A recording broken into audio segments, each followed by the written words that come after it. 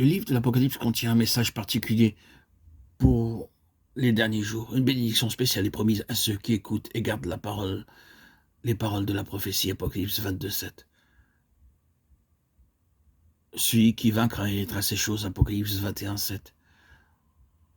Ce livre nous enseigne comment vaincre. Dans ce chapitre, le Seigneur Jésus est vu au milieu des églises, Matthieu 16:18. La première période est illustrée par l'église d'Éphèse. Dans Apocalypse 2:1, parlant à l'ange de l'église d'Éphèse, Christ se présente comme celui qui tient les 7 étoiles dans sa main droite. Il se présente aussi à cette église comme celui qui marche au milieu des 7 chandeliers d'or. Il adresse un sérieux reproche à l'église. Tu as perdu ton premier amour. Je ne peux pas t'utiliser. Tu as perdu ton amour pour le Seigneur. Sans amour pour le Seigneur, il ne peut nous utiliser. La récompense promise à cette église est que Christ donnera à celui qui vaincra de manger de l'arbre de vie. Apocalypse 2:7. La récompense à la fidélité, c'est de manger de l'arbre de vie. Une grâce soit rendue à Dieu, qui nous fait toujours triompher en Christ et qui répand par nous en tout lieu l'odeur de sa connaissance. Nous sommes en effet pour Dieu le parfum de Christ. 2 Corinthiens 2:14-15. La seconde période est celle de l'église de Smyrne, Apocalypse 2:8. Le nom indique la souffrance. Nous sommes appelés à souffrir pour dégager un doux parfum. Le Seigneur leur dit, vous aurez une tribulation de 10 jours, sois fidèles jusqu'à la mort. Le nombre 10 parle de l'épreuve. Ceux qui supportent l'épreuve doivent recevoir la couronne de vie. Jacques 1:12. La promesse à la seconde église est que le vainqueur n'aura pas à souffrir la seconde mort. Apocalypse 2:11.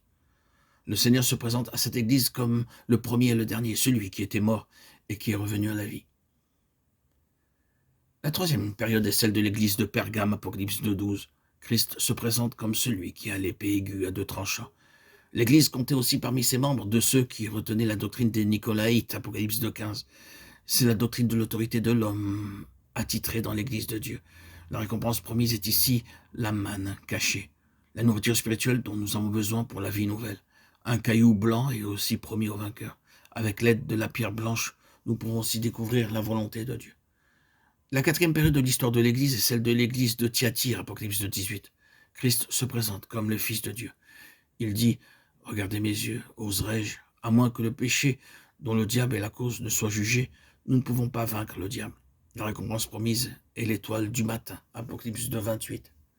Voici, je me tiens à la porte et je frappe. Si quelqu'un entend ma voix et ouvre la porte, j'entrerai chez lui. Je souperai avec lui et lui avec moi, Apocalypse 3:20.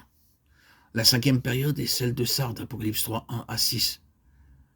Le Seigneur Jésus-Christ se présente comme celui qui a les 7 esprits de Dieu, Apocalypse 3:1.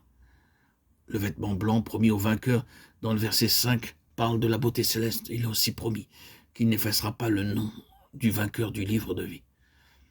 La sixième période est celle de Philadelphie, Apocalypse 3:7, et la période missionnaire.